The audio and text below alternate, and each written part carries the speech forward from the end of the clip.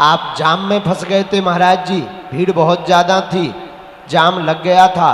लेकिन आज गौरी गोपाल आश्रम के अधिपति श्री गौरी गोपाल ठाकुर जी के विशेष कृपा पात्र और पूरे भारत में युवाओं के चहेते और समस्त युवाओं को सनातन धर्म से जोड़ने वाले पूज्य महाराज जी हमारे अनुज श्री अनिरुद्धाचार्य जी महाराज जी आज कथा में आए हुए हैं।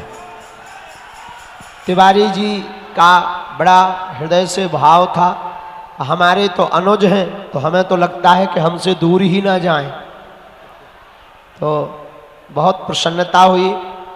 बोलिए भक्त वत्सल भगवान की, श्री बागेश्वर धाम की, बागेश्वर धाम की, गौरी गोपाल भगवान की, पूज्य महाराज श्री की। आज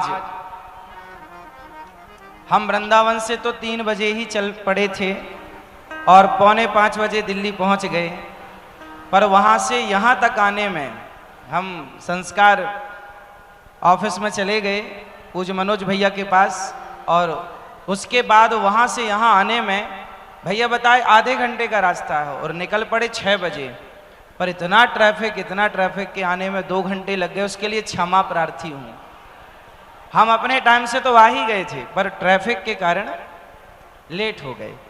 भगवान की कृपा आप सब पर इतनी है कि हमारे भैया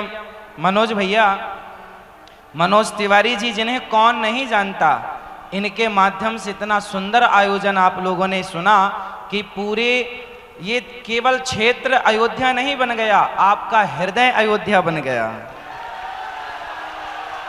हमारे भैया मनोज भैया ने और पूज्य महाराज श्री ने आपके हृदय को अयोध्या बनाने का प्रयास किया है।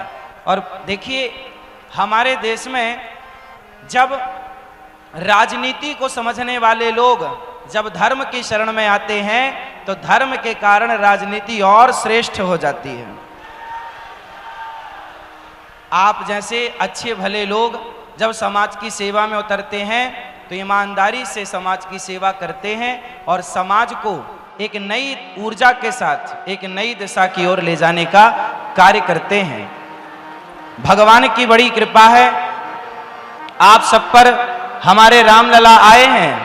बहुत जल्दी अब कृष्ण लला के आने की भी तैयारी है।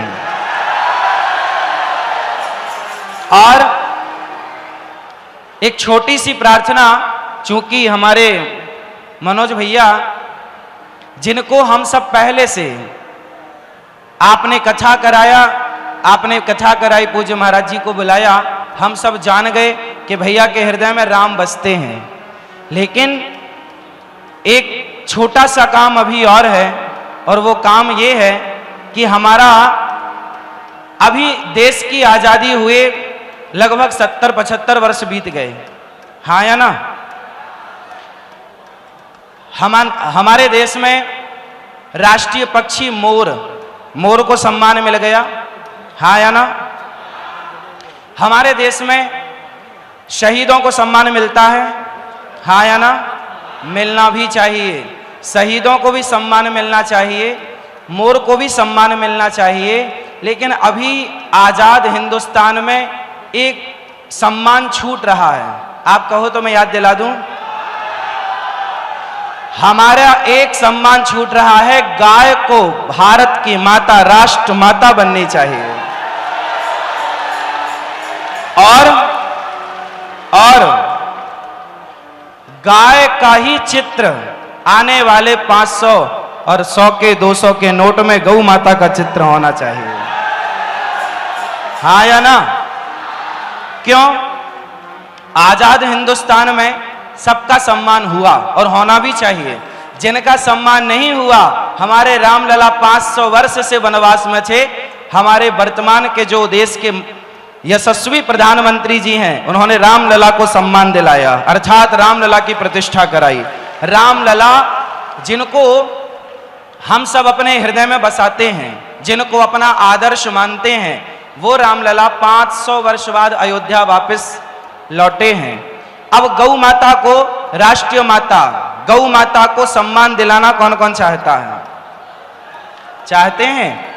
अब हमारी गौ माता को भी सम्मान मिलना चाहिए और गौ माता को भी। अच्छा बताइए, गाय जरूरी है या नहीं? किसके लिए जरूरी है?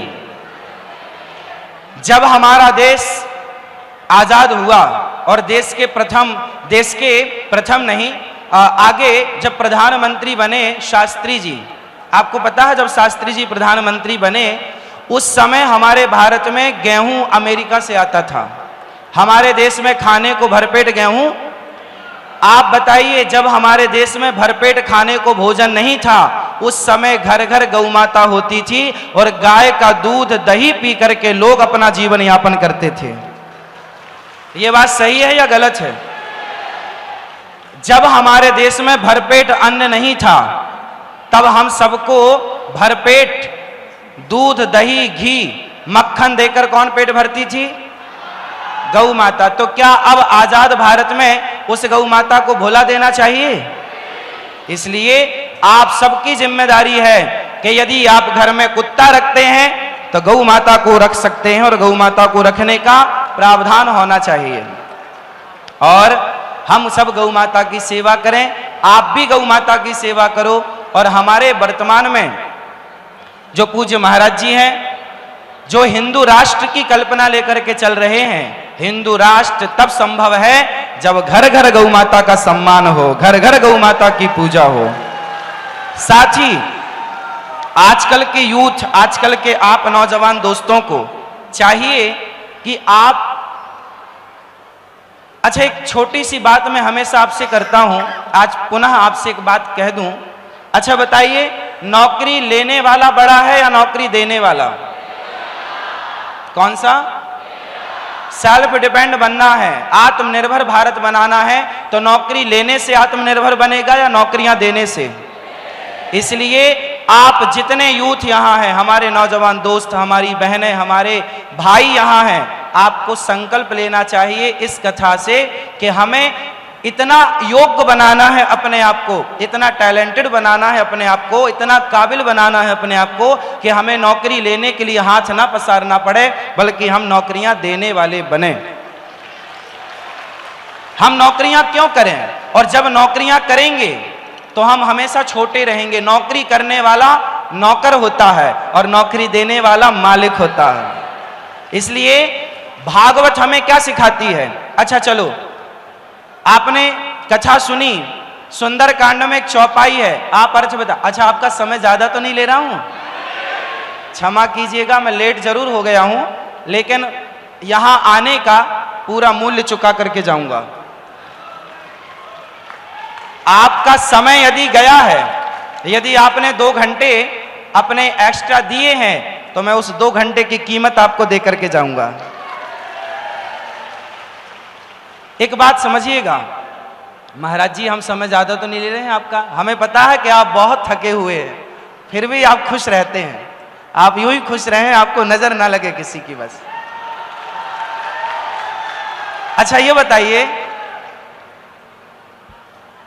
कि हम कैसा देश देखना चाहते हैं, नौकरों का या मालिकों का? मालिक। अब आप कहोगे महाराज जी सब नौकरी देने वाले बनेंगे तो नौकरी करेगा कौन, लेने वाला कौन? अरे तुम देने वाले बनो तो अमेरिका के लोग आएंगे, इंग्लैंड के लोग आएंगे यहां नौकरी करने। आप बनो तो सही। हमें अपने आप को इतना श्रेष्ठ बनाना चाहिए, इतना योग्य बनाना चाहिए कि हमें कभी किसी के आगे हाथ पसारने की आवश्यकता। अच्छा एक चीज और ध्यान रखिएगा, हनुमान जी जब लंका गए, खुश रहो खुश रहो सुखी रहो, हनुमान जी जब लंका गए, क्या नाम है आपका? क्या हुआ आपको? क्यों रो रहे हो? पहली बार आपको देखा। तो रोना क्यों है इसमें? रोयो मत, रो मत, ठीक है? रोते नहीं, बैठो, यहां बैठ जाओ अच्छे से, खुश रहो। अच्छा ये बताओ, हनुमान जी लंका गए, तो एक चौपाई आपने सुनी होगी, उसका अर्थ मुझे पता नहीं है, आपसे पूछूंगा, आप उत्तर दीजिएगा। राम काज कीन्हे बिनु मोहि कहा विश्राम, इसका अर्थ क्या हुआ? हनुमान जी जब लंका गए तो एक पर्वत आए, पर्वत राज ने कहा कि थोड़ा थक गए होंगे, मुझ विश्राम कर लो। हनुमान जी ने कहा ना, राम का काज करने निकला हूं, जब तक राम जी का काज नहीं कर लेता तब तक मुझे विश्राम। इसका अर्थ क्या हुआ? आपके जीवन में क्या कहती है ये चौपाई? ऐ नौजवानों, बोलो ऐ नौजवानों, उठो और चलो, तब तक चलो जब तक अपना लक्ष्य प्राप्त ना कर लो। ये अर्थ है इस चौपाई का। हनुमान जी कहते हैं जब तक मैं सीता मैया का पता नहीं लगा लेता तब तक मुझे विश्राम। जीवन में लक्ष्य वही पाता है जो बिना थके बिना रुके तब तक विश्राम ना करे जब तक अपने लक्ष्य को प्राप्त ना कर ले। और ये कहां से सीखना है? श्री हनुमान जी से सीखना है। कौन सिखाएगा?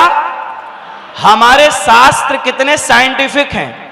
आप लोगों ने यदि शास्त्रों को समझा होता, पढ़ा होता, तो आज हमारा भारत आज जितनी तकनीक इटली कर रहा है, जापान कर रहा है, अमेरिका कर रहा है, आज हम शिखर पर होते टेक्नोलॉजी के मामले में। आपको पता है हमारा भारत, हमारा शास्त्र, हमारे सदग्रंथ कितने साइंटिफिक हैं, कितने वैज्ञानिक हैं।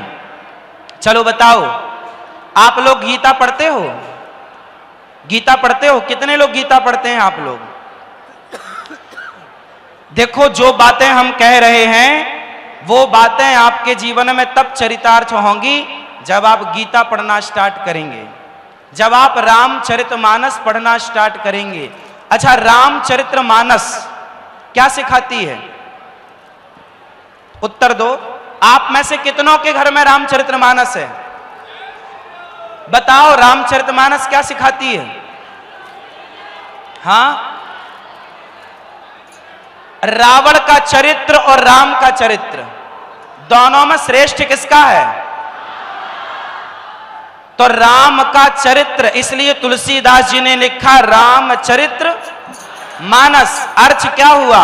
अर्थ ये हुआ कि जिसका चरित्र श्रेष्ठ है उनके मंदिर बनाए जाएंगे और जिनका चरित्र समाप्त हुआ, गड़बड़ हुआ, उनके पुतले जलाए जाएंगे।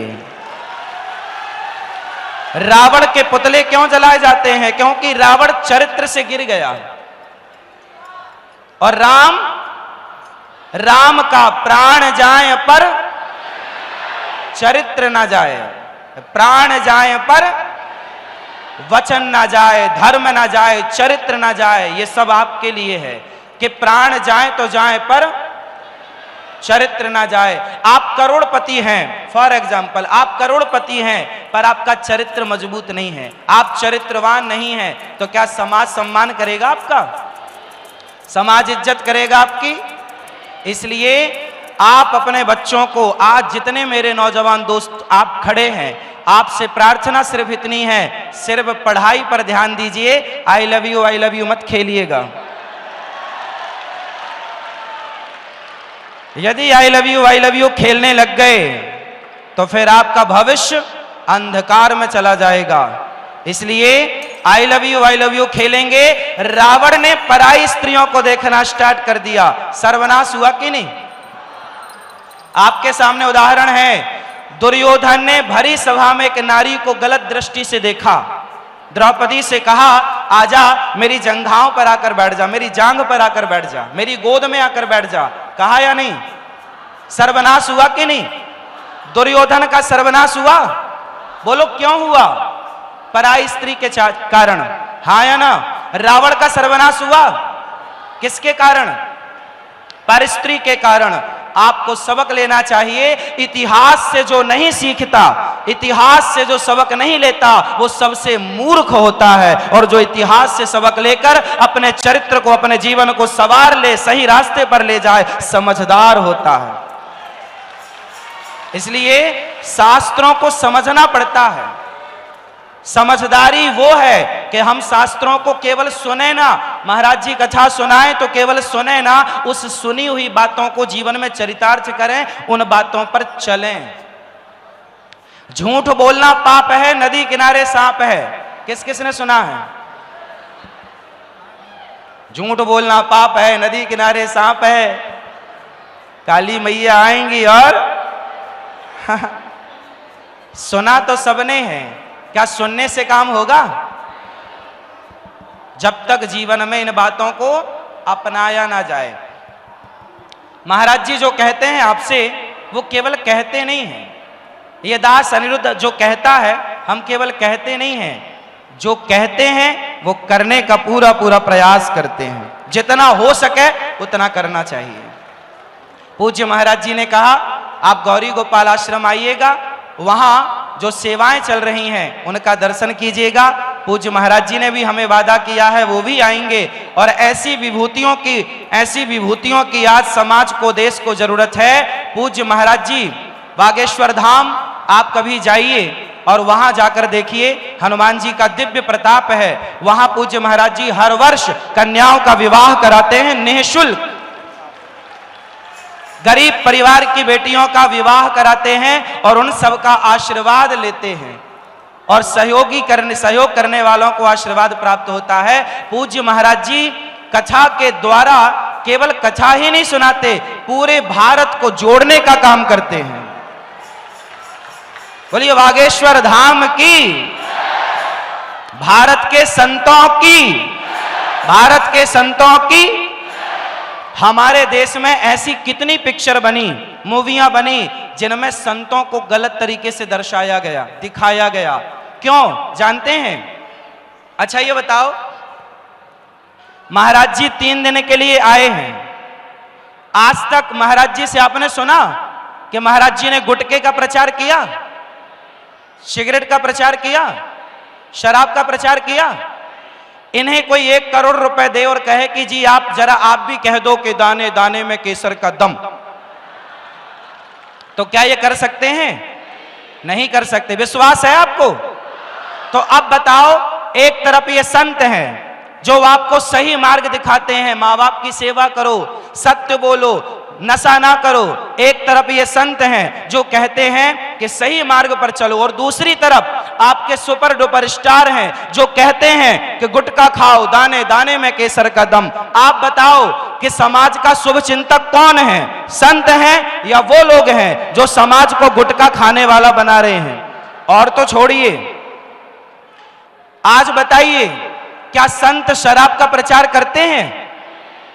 संत कहते हैं शराब मत पीना, तुम्हारी पत्नी का मंगलसूत्र बिक जाएगा, बेटा मर जाएगा, मां रोएगी, बच्चे अनाथ हो जाएंगे, पत्नी विधवा हो जाएगी। शराब पियोगे तो तुम्हारा पूरा परिवार नष्ट हो जाएगा। संत कहते हैं शराब ना पीना, और पिक्चर बनाने वाले कहते हैं मुझे पीने का शौक नहीं, पीता हूं गम भुलाने को।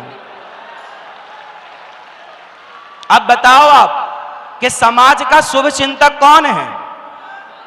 इसलिए समाज में संत यदि शुभ चिंतक हैं, आज भी हम जैसे लोग, महाराज जी जैसे लोग समाज में खुलेआम बोलते हैं कि आप ऐसे लोगों को त्याग दो जो गुटखे का प्रचार करें, शराब का प्रचार करें। ऐसे लोगों को त्याग दो, और आप अपने बच्चों का भविष्य चाहते हैं तो ऐसी मूवियां देखना छोड़ दो, ऐसे सत्संग करना स्टार्ट करो जहां आपके अंदर इंसानियत पैदा की जाती है, आपके अंदर के हैवान को मारा जाता है। पिक्चर देख के क्या पाओगे सिवाय अश्लीलता के? शराब पीना, ऐसी कोई पिक्चर नहीं है शायद जिस पिक्चर में शराब का सीन ना दिखाया जाता हो पीने का। पर 3 घंटे की कथा में कोई शराब यहां कोई पीता है इस परिसर में? तो बताओ, जिन संतों ने समाज का भला चाहा, उन्हीं संतों को इस तरह बदनाम किया गया कि उन संतों को कह दिया गया अरे संत तो पाखंडी होते हैं, ढोंगी होते हैं। ये ढोंगी, पाखंडी जैसे शब्द संतों के लिए प्रयोग हुए हैं या नहीं? हाँ या ना? तो ये समाज का कैसा न्याय है संतों के लिए? जो गलत बेच रहे हैं, जो गलत का प्रचार कर रहे हैं, उन्हें सुपर डुपर स्टार बनाया गया, और जो संत जी जान लगा रहे हैं आपकी सेवा में, उन्हें पाखंडी कहा जाता है। इसलिए एक नया संकल्प, एक नई ऊर्जा के साथ हम अपने भारत की संस्कृति का और भारत के संतों का सम्मान करेंगे। जो हमें सही राह बताएगा, हम उन संतों का सम्मान करेंगे। और ऐसे महान संतों की हम भारतवासियों को जरूरत है या नहीं? तो फिर संतों का सम्मान करना सीखिए। मेरे नौजवान दोस्तों, आप संतों का सम्मान करते तो संत, मैं क्या बोल रहा हूं कि नौकर ना बनना, मालिक बनना। हम कह रहे हैं मालिक बनना और वो कह रहे हैं गुटखा खाओ, शराब पियो। वो आपके बच्चों को गुटखा खिला रहे हैं, हाँ या ना? आज अभी 2020 शुरू होगा। क्या है 2020? जुआ है। क्या है 2020? एक प्रकार का, बोलो हाँ या ना। कितने लोग सहमत हैं कि क्रिकेट में जुआ होता है और देश का नौजवान उसकी बलि चढ़ता है, हाँ या ना? जिस नौजवान को अपना भविष्य सुधारना चाहिए, जिस नौजवान को अपने माँ बाप, परिवार, देश के लिए कुछ करना चाहिए, वो 5 घंटे बिगाड़ता है क्रिकेट देखकर। कौन सी समझदारी है समय बिगाड़ना? समय का सदुपयोग करना सीखो मेरे नौजवान भाइयों। जो समय का सदुपयोग करता है, जो समय को एक बार ठुकराएगा तो समय उसे बार बार ठुकराएगा। मैं एक बार शमशान चला गया तो शमशान में लिखा था, वो आपको याद दिला दूं। शमशान में लिखा था कि वक्त के पास, समय के पास, बोलो समय के पास इतना समय नहीं है कि वो फिर से आपको समय दे सके। समय के पास इतना समय नहीं है कि वो फिर से आपको समय दे सके। इसलिए समय मिलता है संतों की संगति करने का, तो खूब संगति कर लो, भर लो अपने आप को। राम नाम की लूट है और लूट सके तो अंत समय पछताएगा। सुंदर, इसलिए लूट लो। पायो जी मैंने राम नाम का धन लूट लो। ये संत लुटाते हैं, लूट लो। अब महाराज जी का समय हम ज्यादा नहीं लेंगे। हम समझ सकते हैं कि आप बहुत व्यस्त हैं। मेरा ही दुर्भाग्य था कि मैं ट्रैफिक में फंस गया, आपको पूरा वक्त ना दे पाया, उसके लिए क्षमा। लेकिन आप ऐसे संतों से जुड़े रहिएगा और आपको कहना सुनना तो बहुत कुछ है और आप सुनते भी होंगे। हमारे भैया मनोज भैया के लिए सुंदर तालियां बजाइए इनके सम्मान के लिए। ये सदा सुखी रहें, समृद्धवान रहें और सदा आपकी सेवा करते रहें। भगवान को क्या चाहिए? क्या चाहिए? हाँ, हो मीरा दीवानी हो गई रे मीरा, मीरा दीवानी हो गई रे मीरा, मस्तानी हो गई, मीरा दीवानी हो गई, मीरा मस्तानी हो गई। शाम रंग में रंगी चुनरिया हो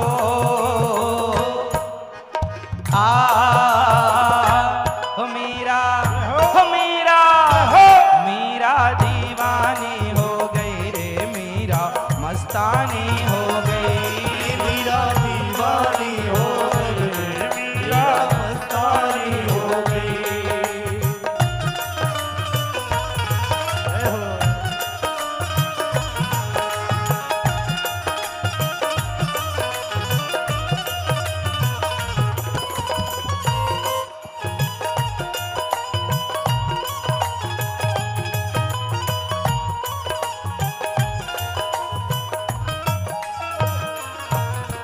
संतों के संग बैठ बैठ के शाम का रंग चढ़ाया, संतों के संग बैठ बैठ के शाम का रंग चढ़ाया।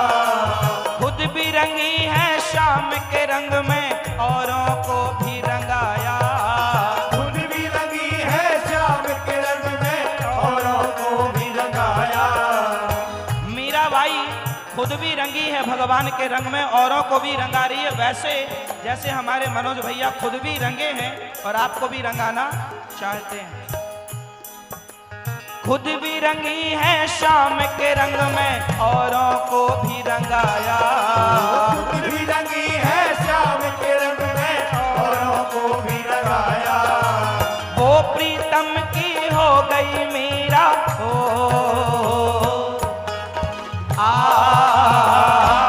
मीरा मीरा दीवानी हो गई मीरा मस्तानी हो गई मीरा दीवानी हो गई मीरा मस्तानी हो गई मीरा दीवानी हो गई मीरा मस्तानी हो गई। मीरा भगवान की पूजा करती थी या प्रेम करती थी?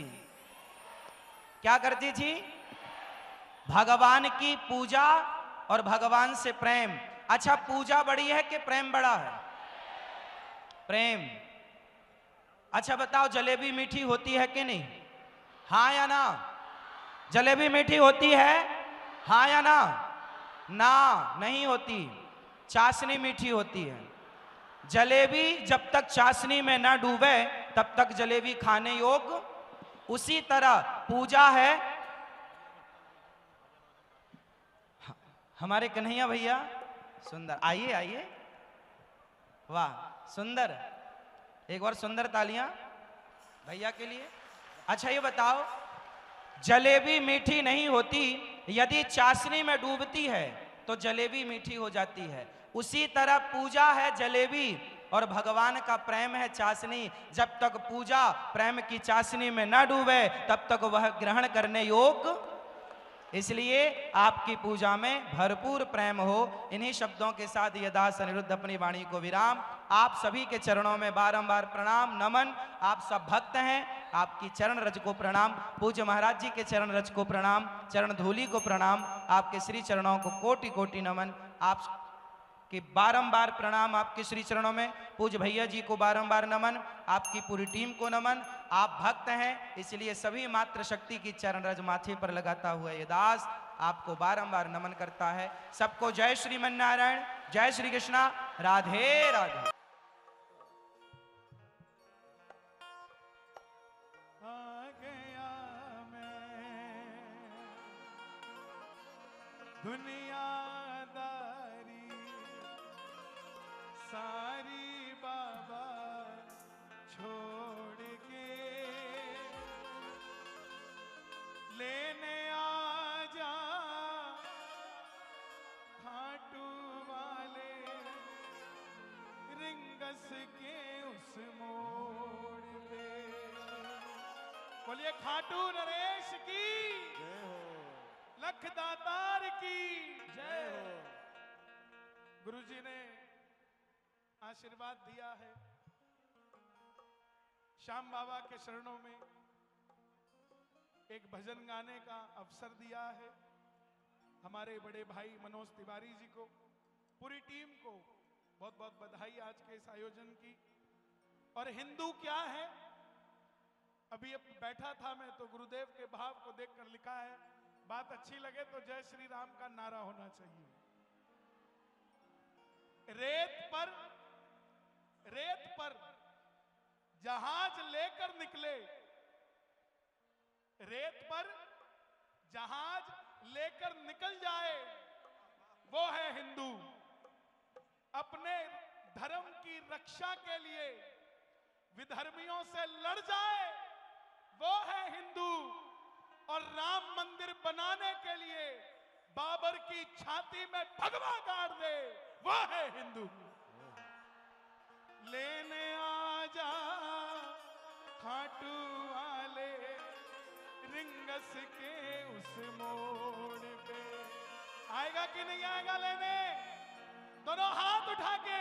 आ गया मैं दुनियादारी सारी बाबा छोड़ के, आ गया मैं दुनियादारी सारी बाबा छोड़ के। लेने आ जा खाटू वाले रिंगस के उस मोड़ पे। लेने आ जा खाटू वाले रिंगस के उस मोड़ पे। आ गया मैं दुनियादारी सारी बाबा छोड़ के, आ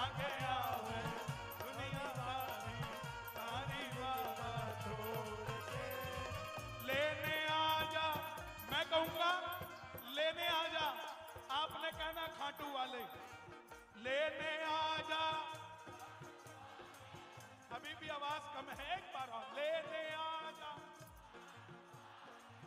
लेने आजा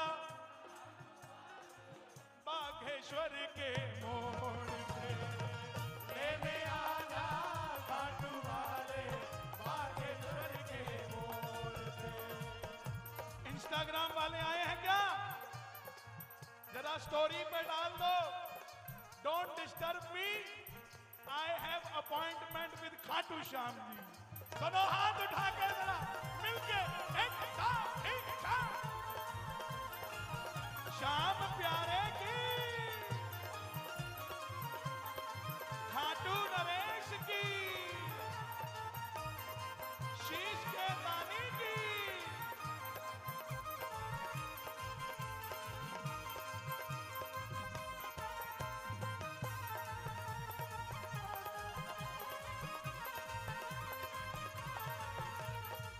हार गया मैं इस दुनिया से, अब तो दामन थाम ले। हार गया मैं इस दुनिया से, अब तो दामन थाम ले। कहा मुझे किसी श्याम भगत ने, बाबा का तू नाम ले। कहा मुझे किसी श्याम भगत ने, बाबा का तू नाम ले। ये दुनिया धोखेबाजों की, ये दुनिया धोखेबाजों की, ये 100 मित्र बनाती है, ऊपर से बनती मित्र प्यारी, अंदर से छुरी चलाती है। हार गया मैं इस दुनिया से, अब तो दामन थाम ले। कहा मुझे किसी श्याम भगत ने, बाबा का तू नाम ले। कहा मुझे किसी श्याम भगत ने, बाबा का तू नाम ले। जिन पर किया भरोसा मैंने, जिन पर किया भरोसा मैंने, छोड़ गए वो रोड पे। जिन पर किया भरोसा मैंने, छोड़ गए वो। आपने कहना खाटू वाले, लेने आजा, पीछे वालों भी आवाज आए, लेने आजा रिंगस के उस मोड़ पे। लेने आजा खाटू वाले, रिंगस के उस मोड़ पे।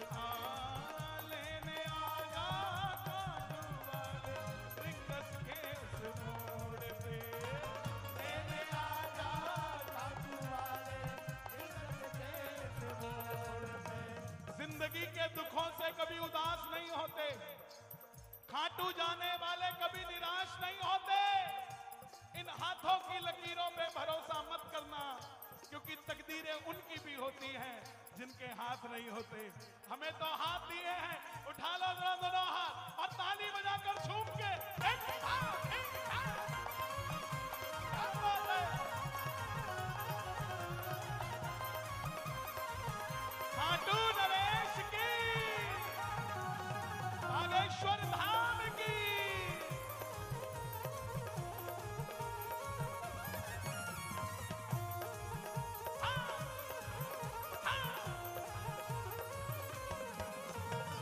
तीन बाण के कलाधारी, कला मुझे भी दिखा दे तू। तीन बाण के कलाधारी, कला मुझे भी दिखा दे तू। कौन कौन कला देखना चाहता है खाटू वाले की? ताली बजे जरा एक बार। क्या बात है? तीन बाण के कलाधारी, कला मुझे भी दिखा दे तू। जैसे दर्शन सबको देता, वैसे मुझे दिखा दे तू। जैसे दर्शन सबको देता, वैसे मुझे दिखा दे तू। अब मैं खड़ा हूँ द्वार तुम्हारे। देखिए, दोनों हाथ उठा के हाथ जोड़ लो, हाथ जोड़ के कहना, ऐसा लग रहा है आपने कलश उठाया है। क्या बात है? बिल्कुल सीधे हाथ उठा के। कैमरामैन फोकस, जितने कैमरे हो भक्तों की तरफ हो, और जरा मिलकर कहना, अब मैं खड़ा हूँ द्वार तुम्हारे, दोनों हाथ जोड़ के। अब मैं खड़ा हूँ द्वार तुम्हारे, दोनों दोनों हाथ जोड़ के।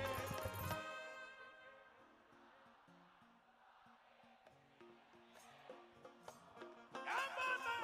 लेने आजा खाटू वाले रिंगस के उस मोड़ पे। लेने आजा खाटू वाले रिंगस के उस मोड़ पे। लेने आजा खाटू वाले। और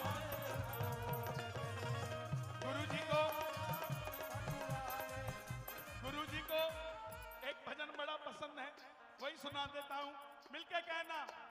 दुनिया के से फोटो सटे बाबा हमारा सबसे करे खाटू वाला। सेठों का से, सेठों का से, सेठों का से, सेठों का से, सेठों का से, ये है सेठों का से। दुनिया के से फोटो सटे बाबा हमारा सबसे करे खाटू वाला। सेठों का से, सेठों का से, सेठों का से, सेठों का से। किस किस का सेठ है बाबा? दोनों हाथ उठा के ये बात। एक, दो, तीन, चार। वृंदावन धाम की लाडली जू सरकार की। अनिरुद्धाचार्य जी महाराज, जोरदार तालियों से स्वागत हो। दोनों हाथ उठा के। काली कमली वाला, काली कमली वाला मेरा यार है।